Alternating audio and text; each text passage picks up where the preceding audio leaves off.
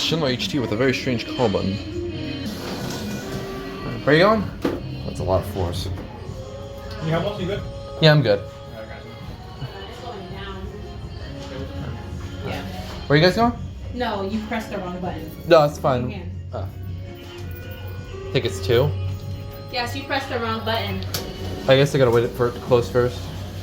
No, when you was outside, you supposed to press up. You press down. It's Huh. gonna open again. Now press it. There it goes. It's actually traction. This is a very strange elevator. Alright. Thank you. Look at them later. Excuse my bad filming skills. This one talks.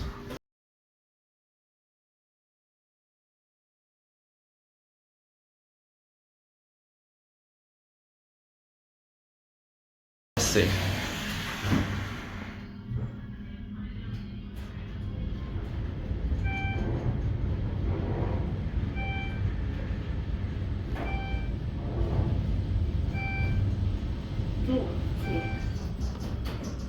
Don't think this is a public floor, so we're not going to get off here. This